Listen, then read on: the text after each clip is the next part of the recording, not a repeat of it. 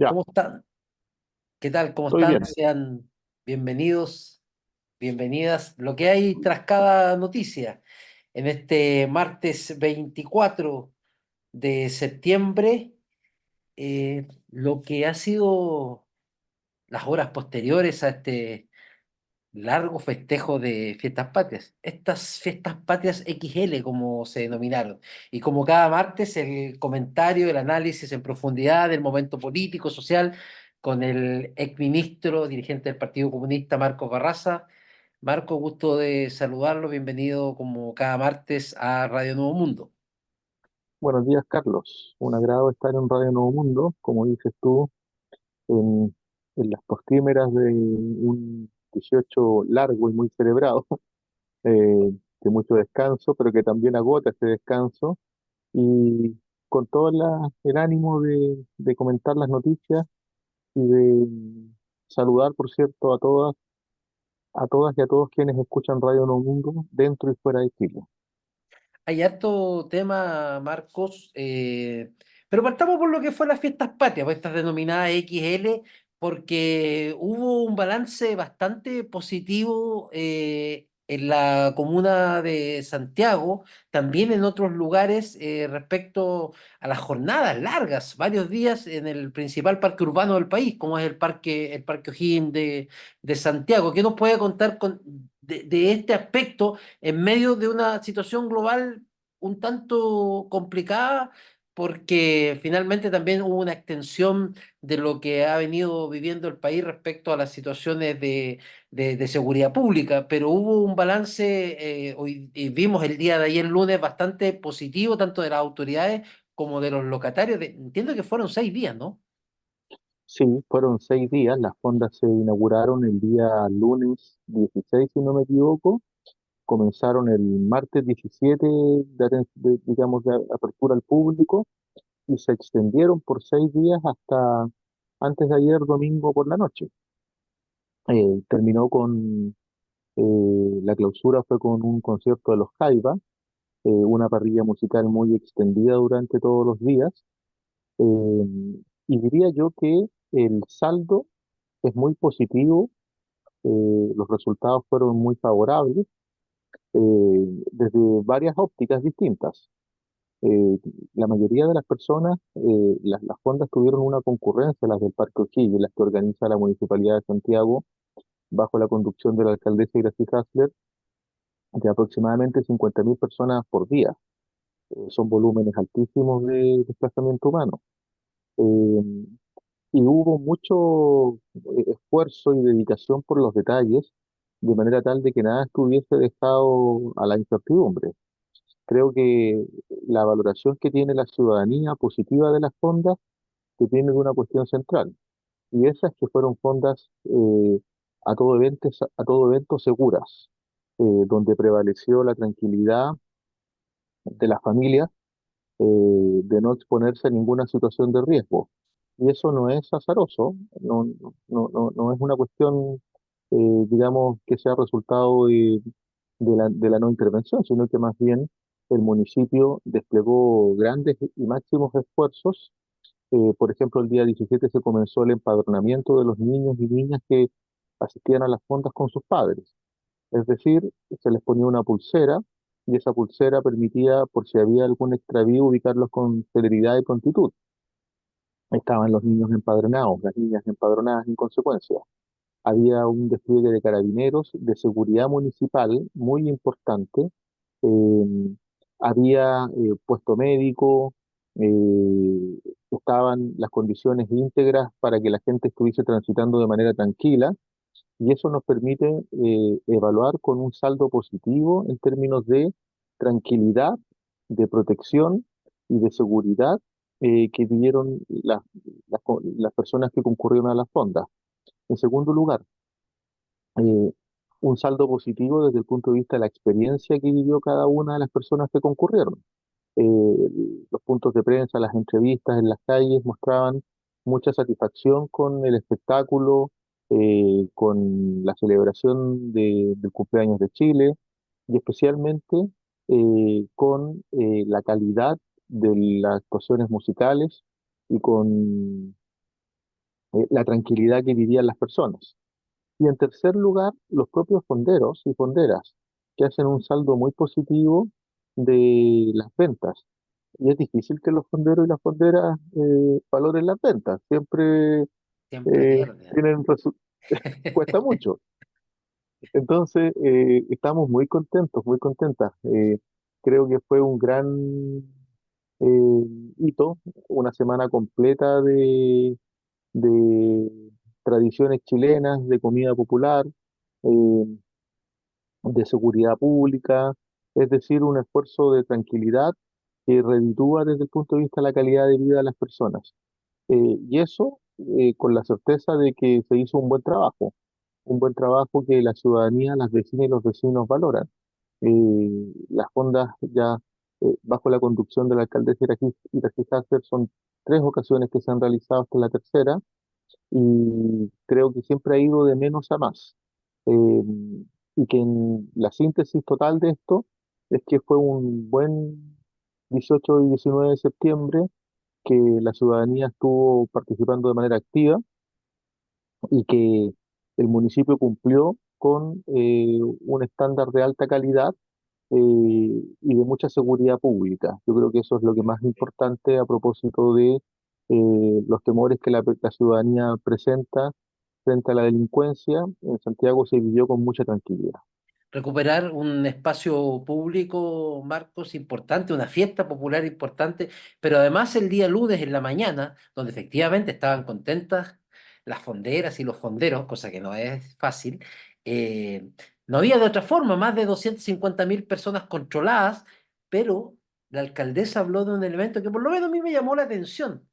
Está lo que está alrededor de la parte de la fiesta que se cancela con una entrada y que tiene todo este show, toda esta seguridad. Además, se garantizó la seguridad a otros cientos de miles que ocuparon el parque de manera natural, normal, por así llamarlo, incluida la parada militar, que es también otro importante cantidad de personas. Efectivamente, Carlos, la celebración de las fiestas patrias en el Parque O'Higgins no se agotan exclusivamente en la realización de las fondas, que es un componente. El Parque O'Higgins se utiliza a plenitud para las familias sin costo alguno. Es decir, las familias pueden ir a celebrar, a comprar volantines, a, a disfrutar de alimentos en los pastos, eh, a pasear a las mascotas. Hay una serie de actividades de distinto carácter que se realizan, deporte. Entonces, vimos un Parque O'Higgins utilizado a plenitud, con una seguridad pública, en base a un espacio público que se ha conservado a partir de la gestión de la alcaldesa Gracie Hasler y que le dio tranquilidad a las familias. Yo creo que todo el Parque O'Higgins, de hecho yo soy vecino de la zona, estuvo altamente resguardado, hubo mucha tranquilidad, mucha posibilidad de que los hijos y las hijas jugaran con tranquilidad, es decir, se mostró las evidencias de una gestión en materia de seguridad pública altamente eficaz y eficiente. No hay ningún reporte de un hecho violento, de alguna manifestación de riesgo para la ciudadanía que se haya expresado en el Parque O'Higgins. Y eso habla bien de las capacidades del municipio, de las capacidades de conducción de la alcaldesa Gracie Hasler y de una ciudadanía que está percibiendo en los hechos cómo los espacios públicos son recuperados y utilizados en función de quienes corresponden, y en este caso que son las propias vecinas y los propios vecinos. Entonces, el saldo no es solo positivo, que de por sí lo es, en el caso de las fondas mismas, sino que también en el caso de todo el espacio público, entiéndase Parque O'Higgins, que fue utilizado, la parada militar se desarrolló sin ningún contratiempo, hubo una gestión del uso del espacio público muy buena, y estamos muy contentos, porque eh, si bien en otros lugares de Chile hubo problemas en materia de seguridad, en el caso de Chile no fue, en el caso de la comuna de Santiago no fue así, y el resultado es altamente valorado por nuestras vecinas y vecinos. Sí, importante, Marco, esto que usted señala, y vamos a entrar justamente a temas más áridos del tema político. porque volvió inmediatamente junto con el término de este largo feriado, celebraciones de las fiestas patrias, eh, a primer plano de la noticia el caso Audios Hermosilla. Se presentaron acusaciones constitucionales, se ingresaron las acusaciones constitucionales ayer lunes, se sortearon las comisiones. Van fundamentalmente contra los integrantes de la Corte Suprema, Ángela Vivanco, que está suspendido por la propia Corte, suspendida de sus funciones, el ministro Jean-Pierre Matus, pero la derecha agregó, Marcos, y eso también queremos comentarlo, esto es lo que hay tras cada noticia de este martes 24 de septiembre, al ministro Sergio Muñoz en este cuadro. ¿Cómo podría usted desglosarlo? ¿Cómo podríamos enchufarnos nuevamente en la gravedad de las situaciones que va a revisar la Cámara de Diputados en estas acusaciones constitucionales? A ver, lo primero es que yo creo que efectivamente la Cámara de Diputados y Diputadas cumple con su función, que es una de las atribuciones constitucionales en el marco de acusaciones constitucionales. Y en el caso de la jueza Vivanco, de la ministra de la Corte Suprema, no solo hay una presunción, sino que hay evidencias de que ha actuado contrariando la ley, es decir, con tráfico de influencia, con manifestaciones, con presuntas manifestaciones de corrupción, con eh, una práctica claramente contraria al Estado de Derecho. Y eso, creo que todas las evidencias reunidas, los WhatsApp, en el caso del teléfono de Sergio Hermosilla, el nombramiento de la propia jueza, eh, sus vínculos o las citaciones que hacen en el WhatsApp respecto del candidato de la derecha Mario Desbordes, dan cuenta de que tiene una relación ella indebida con la administración justa de justicia, por decirlo, aunque sea redundante. Eh, y eso tiene que tener algún tipo de sanción. A mí me parece bien cómo ha actuado el Poder Judicial en el sentido de la Corte Suprema de abrir un cuaderno de remoción de la ministra Vivanco. Me parece que la justicia, el poder legislativo está actuando conforme las atribuciones y las responsabilidades que le competen, pero hay que ver la magnitud de las otras acusaciones.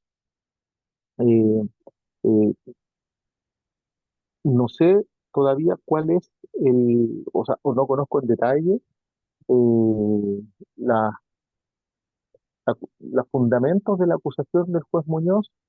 Entiendo que la acusación hacia el ministro Jean-Pierre Matus tiene que ver más bien con haber mentido, lo que he escuchado a algunos parlamentarios de la democracia cristiana respecto de sus actuaciones en tanto juez.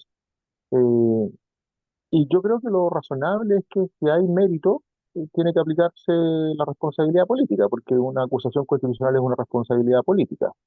Eh, y tiene que aplicarse conforme se comprueben los hechos.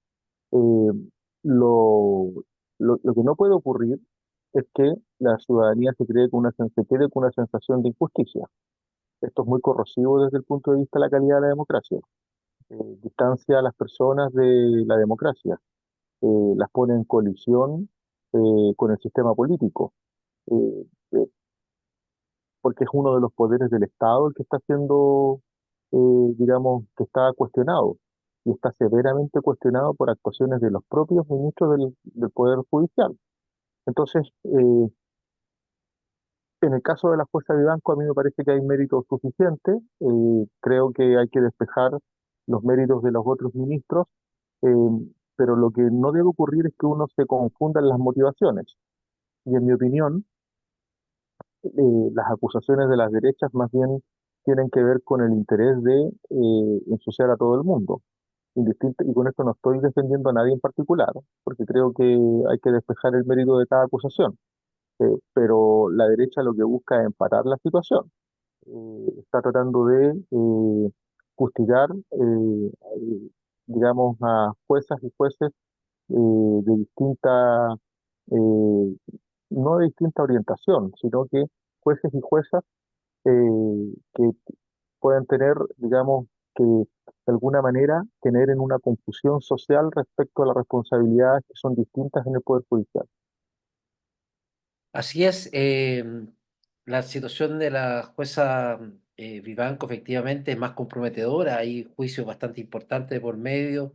En el caso del Supremo Jean-Pierre Matus, está lo que usted señalaba, haber negado primero estos diálogos con Hermosilla y también algunas frases bastante complicadas, como ni perdón ni olvido por los que no habían votado por él para su designación en la Corte Suprema. En el caso del ministro Muñoz está relacionado con situaciones que tienen que ver con su hija, que también es jueza.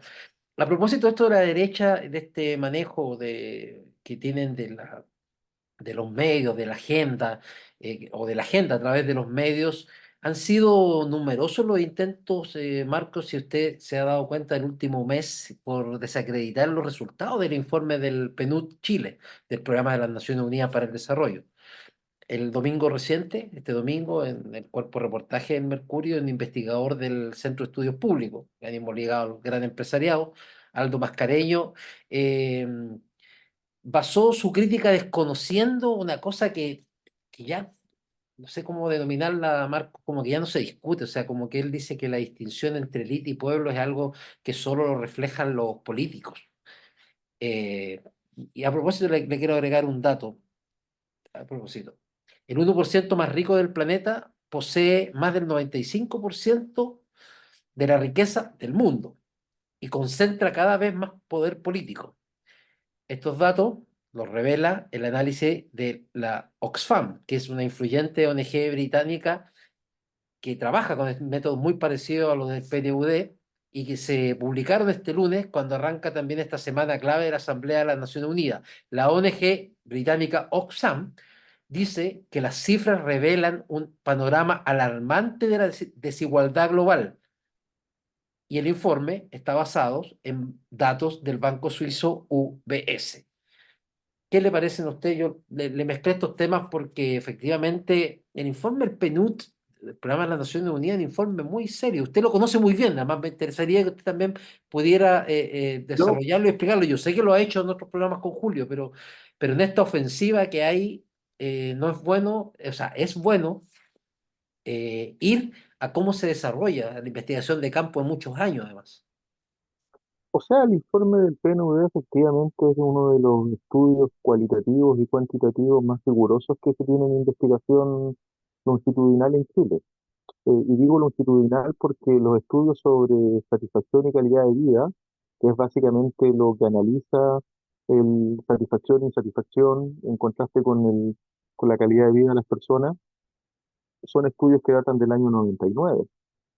Es decir, que han hecho mediciones cualitativas y cuantitativas de larga data y que en consecuencia permiten tener una lectura de la trayectoria que ha experimentado el país, pensando en cuáles son las sensaciones, las vivencias que tienen las personas y en consecuencia la subjetividad. Eh, y es inequívoco en establecer que los elementos que gatillaron y fundamentaron el estallido social, pensando en el abuso, en la desigualdad, en la exclusión, lejos de haberse extinguido, siguen teniendo vigencia. El informe del PNUD establece que el 88% de la población cree que en Chile tienen que vivirse cambios. Un 75% estima que deben ser cambios profundos y un 57% cree que deben ser graduales, es decir, profundos pero graduales. Es decir, las expectativas de que Chile se transforme, lejos de haberse agotado, están presentes. Pero la derecha ha emprendido digamos, un, un esfuerzo que hacen ellos por contrariar la realidad. Y digo que hacen un esfuerzo por contrariar la realidad porque pretender pasar por alto la distinción entre élite y pueblo es claramente contrario a, a los razonamientos científicos en términos sociales serios. Es contrario a cómo las personas viven la realidad. Analicemos el caso Hermosilla. El caso Hermosilla da cuenta de una élite articulada para beneficiarse en detrimento de los derechos del pueblo de Chile. Estamos hablando de gente que incurre en abuso de poder, en tráfico de influencias, para burlar la ley, para dictaminar fallos, para nombrar jueces proclives a un determinado interés político. La misma jueza Vivanco está procesada, se le abrió una carpeta investigativa, una investigación en la fiscalía a propósito de su actuación en el fallo judicial en tercera instancia que contravenía dos fallos anteriores, en primera y en segunda instancia, de un litigio entre Codelco y una empresa bielorrusa. Eso no es otra cosa que manifestación de élite abusiva. Entonces, decir que la ciudadanía no hace distinción entre élite y pueblo es no solamente contraintuitivo, es falsear la verdad. Entonces, visto así, ¿cuál es el propósito de la derecha? Y con su esfuerzo sistemático, que es un esfuerzo que se aloja en grandes medios de comunicación que son funcionales a su argumento, en el esfuerzo por distorsionar la realidad, por construir categorías sociales de análisis distintas a las que operan en la sociedad. Si la ciudadanía eh, tiene conciencia de que la desigualdad es un fenómeno que lejos de extinguirse se ha ido acrecentando. Y tras la pandemia la desigualdad se acentuó. Y contrastémoslo con un ejemplo. Eh, las personas perdieron poder adquisitivo, los grupos económicos aumentaron sus ingresos y eso es desigualdad. Las personas, las mujeres perdieron empleos formales, están en empleos informales, hay un retroceso de 20 años y eso es desigualdad. Entonces, eh, creo que la derecha persiste en una lógica distorsionadora de la realidad que no tiene otra cosa, otra orientación o otro propósito que desdibujar las expectativas ciudadanas. Y en ese sentido hay que hacer mucha claridad a la ciudadanía. A propósito de eso, de las expectativas ciudadanas, de virtuarlas, el ministro Nicolás Cataldo ha trabajado muy intensamente en lo que será la próxima presentación del proyecto de ley para eliminar el CAE, el crédito con aval del Estado. Eh, pero la derecha ya anuncia su oposición, plantea encuestas donde señala que no es una prioridad ciudadana, o no habla, fue a la Contraloría para denunciar fines electorales. ¿Cuál es la importancia, Marco, no solo del cumplimiento de una política pública, de corregir una mala política pública como es el CAE, que estaba en el programa de gobierno, sino que en sí de lo que tiene de perverso este sistema de financiamiento? ¿Qué nos puede decir al respecto? Yo creo que las evidencias hablan por sí mismos. Eh, el Estado, o sea, desde el punto de vista de la responsabilidad fiscal, el Estado ha tenido que, en los 20 años que lleva el CAE, desembolsar del orden de 8 billones de pesos. Son cifras siderales eh, para financiar a la banca, a propósito de la condición de aval del Estado respecto de los deudores. Eh, pero los jóvenes y las jóvenes que estudiaron también han mantenido una deuda eh, que en muchos casos es imposible de pagar. Eh, lo que muestran las evidencias es que el 70% de quienes estudiaron en el CAE tienen deudas en circunstancias que tienen ingresos inferiores a 750.000 pesos. Eh, y otro 50% tiene deudas inferiores, ingresos inferiores a 500.000 pesos. Es decir, no están en condiciones de pagar el crédito.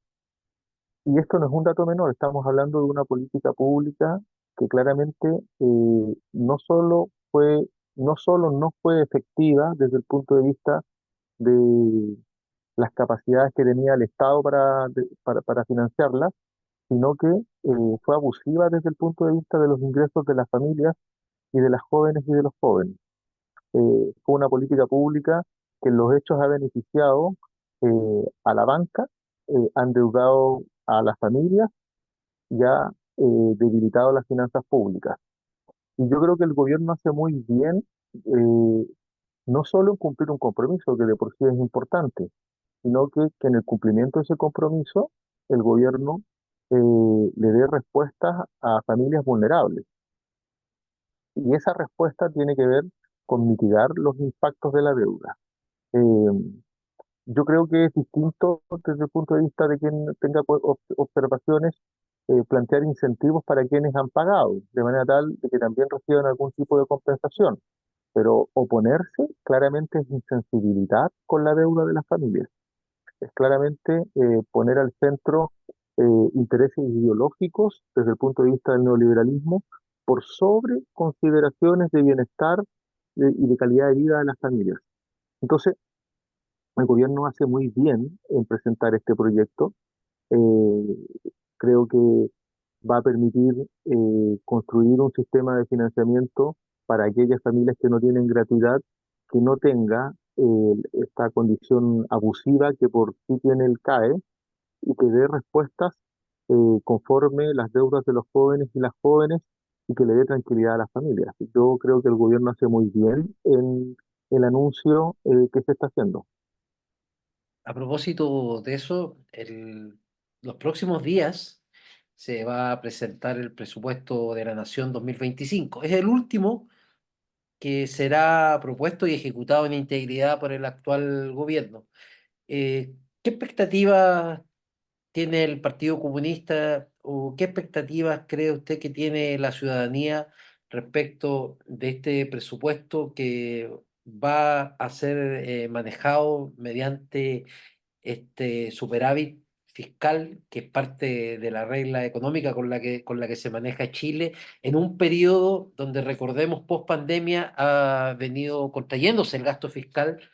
No obstante, hay muchas demandas sociales incluida, se podríamos agregar perfectamente, usted lo ha explicado aquí en otros programas, porque es una demanda social, el tema de la seguridad pública. Se habla, por ejemplo, muy con mucha justeza, ¿por qué no decirlo?, de aumento no solo de personal, sino de las remuneraciones del personal policial. ¿Qué Yo creo que expectativas aquí, tiene, Marco, el Partido eh, Comunista respecto a este presupuesto entonces, 2025? nosotros tenemos la expectativa de que este presupuesto permita en los hechos mejorar las condiciones de vida de la población de manera integral. Y eso pasa por mejorar las pensiones solidarias. Eh, el debate sobre la reforma de pensiones contempla un aumento de la pensión de garantía universal y eso supone más recaudación por parte del Estado. Se silenció, Marco. Vamos a retomar el contacto. Ahí Sí, sí, se ahora, había ahora sí, silenciado. sí. Sí. Es claro que se requiere más recursos para seguridad pública, especialmente en el campo de la infraestructura, en el campo de las remuneraciones de las policías. Eso ha quedado manifiesto con los últimos episodios donde han fallecido carabineros cumpliendo labores de manera complementaria a las funciones policiales y da cuenta de bajos ingresos.